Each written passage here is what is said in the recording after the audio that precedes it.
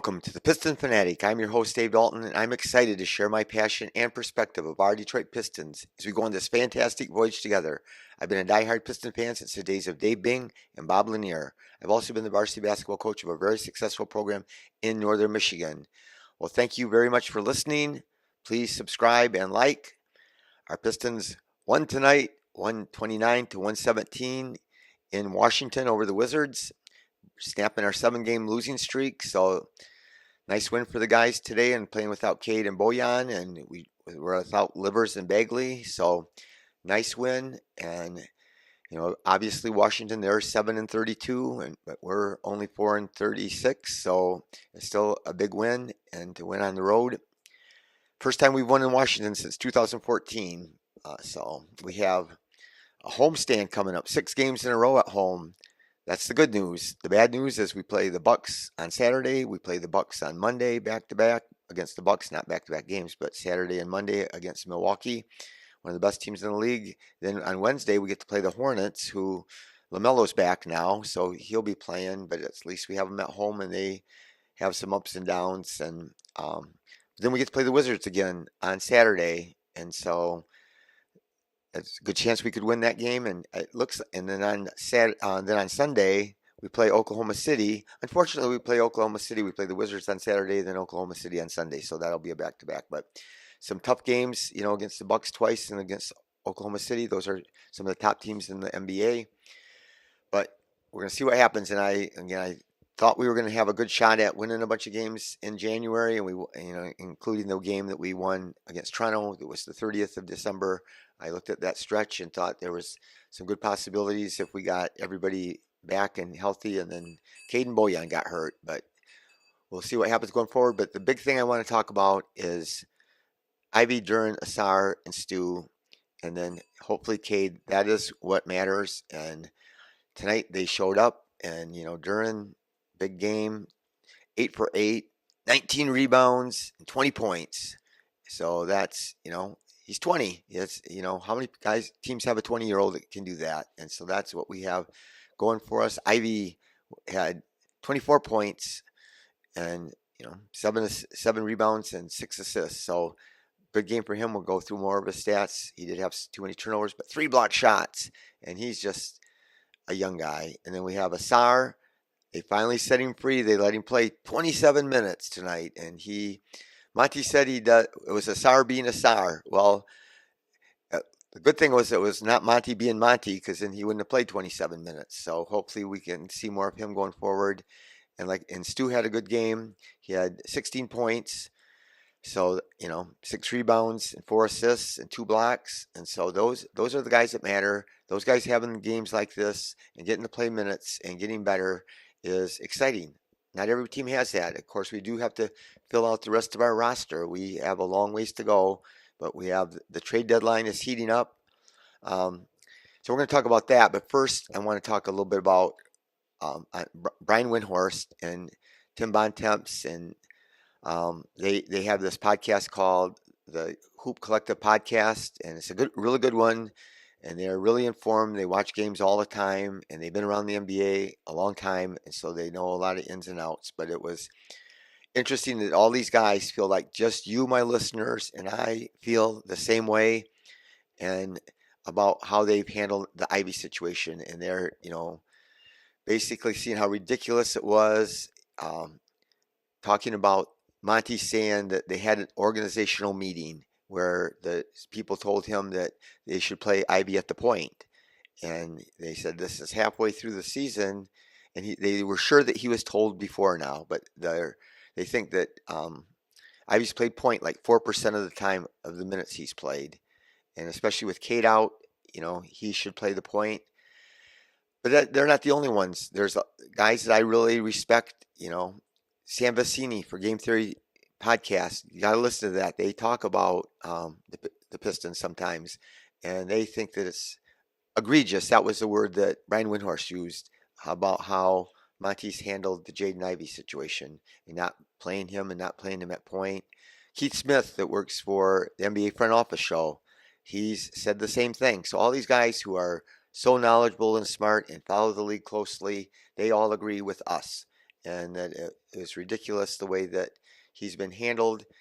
And, again, I've been begging to let him play point guard, and especially when Cade is off the court, which now Cade's off the court all the time because he's injured. So hopefully he'll get back soon. He could be back, I think, even in the next game. But um, and I've said that, when the bench unit's in, instead of playing the bench unit with Bogey, I've said play the bench unit with Ivey. And so that happened at the end of the third quarter, and they went on a run.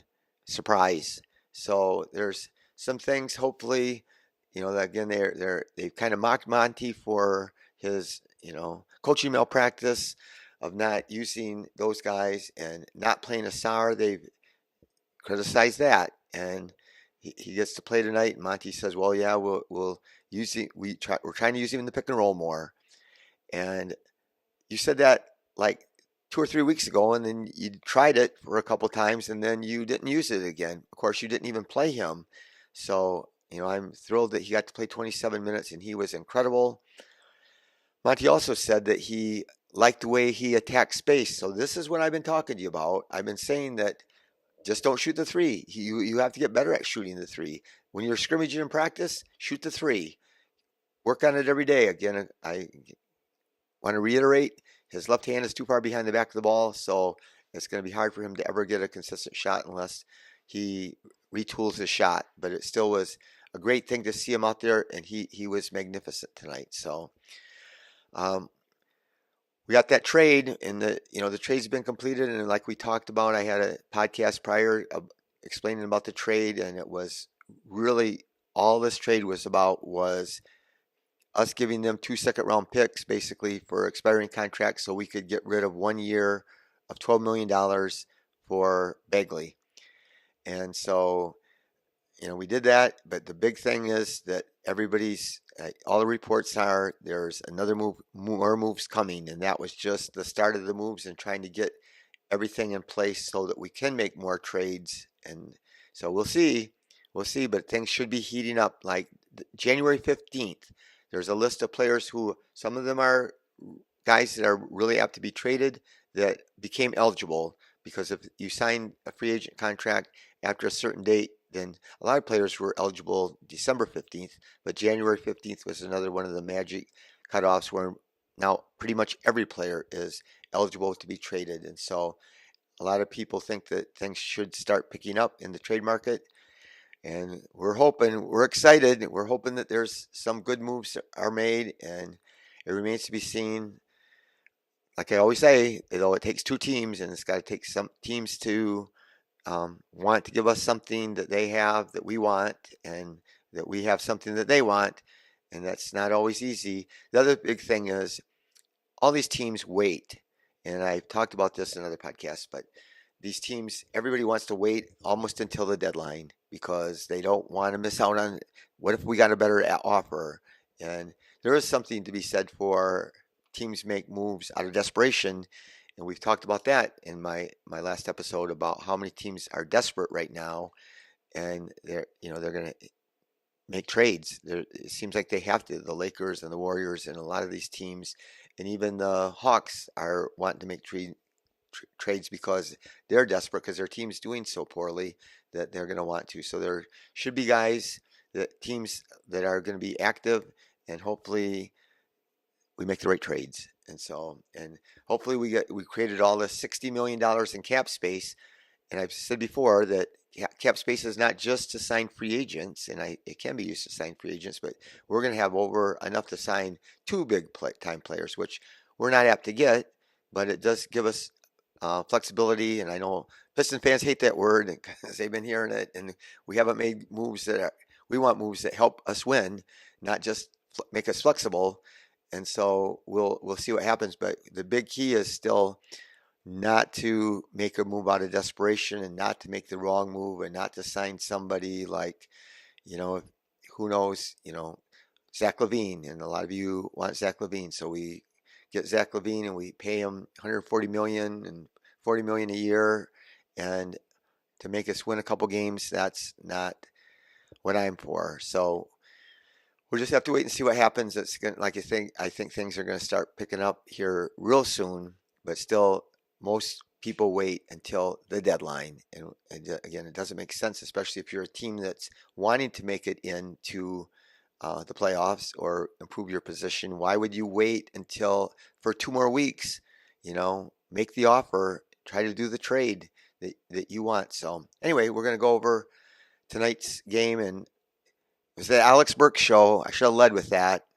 Alec Burks, he was on fire again, and there's obviously when somebody's doing what Alec Burks has been doing lately, especially what he did tonight, 34 points, and he was just sizzling, 8 for 12 on threes.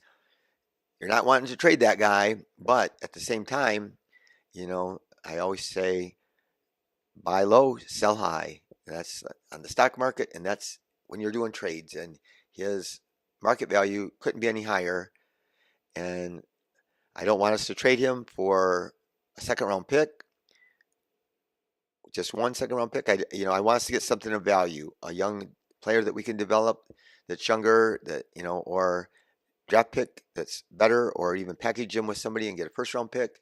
But teams should want him. I don't know why nobody's traded for him. Again, he had that slump, but he could go into that slump again, and he had that injury earlier in the season after he was off to a red hot start, and that could happen again.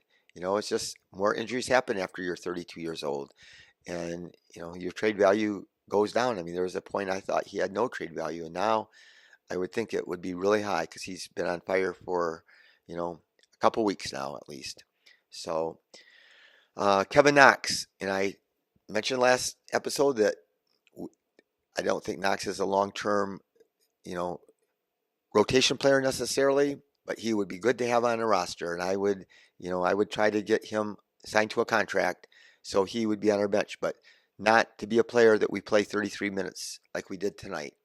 And of course we have to, we're down some players, but 33 minutes he's not consistent, and the difference between being good or okay and good is consistency, and the difference between being good and great is consistency. And he was 1 for 7 tonight, 1 for 4 on threes.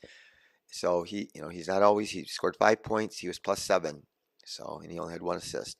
Stu played 38 minutes, so a lot of minutes, 7 for 17, which isn't great, and 1 for 6 on threes. And I mentioned it. I think his 3 looks better. I think he looked like he was shooting with more confidence, but it remains to be seen.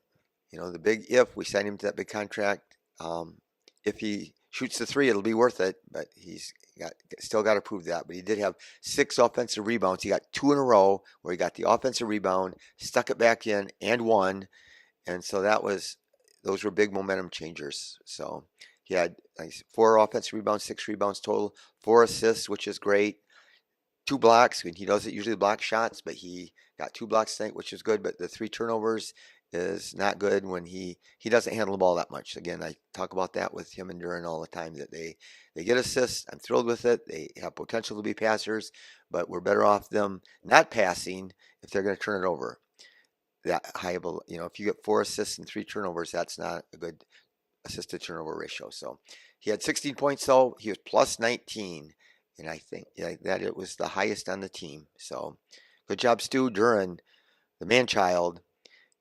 26 minutes only, 8 for 8 shooting, 4 for 5 on free throws, 19 rebounds, 4 assists, 1 block, only in 2 turnovers, 20 points. So he's been really thriving lately. He has been really, again, we have a lot to be excited about, for our future because we have him.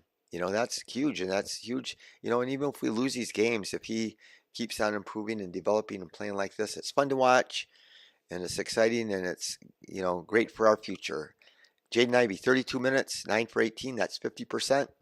So he shot better than that on everything else, but his threes, he was only 2 for 7.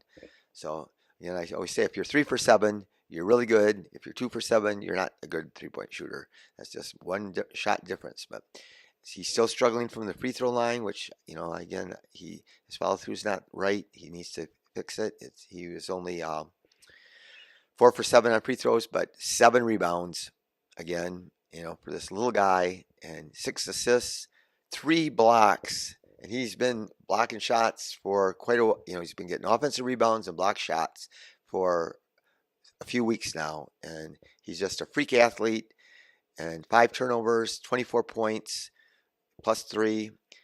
And he's starting to shoot his mid-range some, and so that's going to be really helpful. And he's getting to the rim, and he's unstoppable at getting to the rim. And I know they sometimes want, the turnovers is a problem, and hopefully he's going to improve and keep on getting to play the point even when Cade comes back.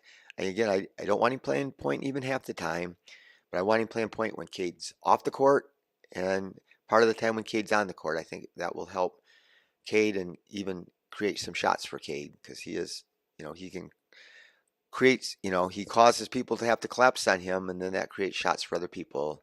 Here, Joe Harris only played 5 minutes. He didn't do anything. I don't know how you're minus 10, Joe, when you only play 5 minutes. So that was interesting. Wiseman, 15 minutes only, 3 for 4, 5 rebounds, and 2 blocks. So that's great. I mean, 15. You look at 3 for 4.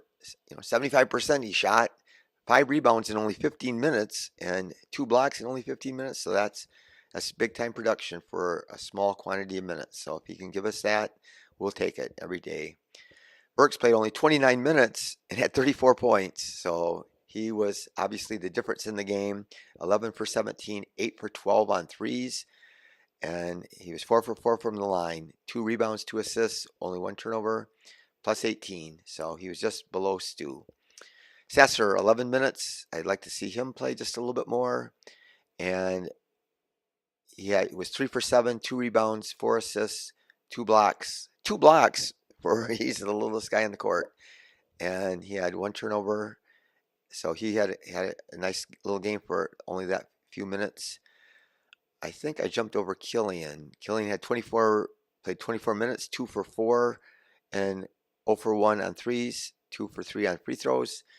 And he had 6 assists and 1 turnover, but 4 points. And so that's, again, I talked about this quite a bit. That's not enough, to have him get to play on the court and score only 4 points. But then we got Ausar that's, scored 14 points in only 27 minutes, and he was 6 for 8. And so he can do that and get to play more. So anyway, I just wanted to get on.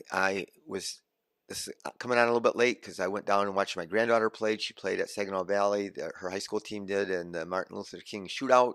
She had 19 points against one of the top teams in the state, DeWitt, and she's a sophomore. So shout out to my granddaughter, and thank you for listening. Please subscribe and like, and go Pistons.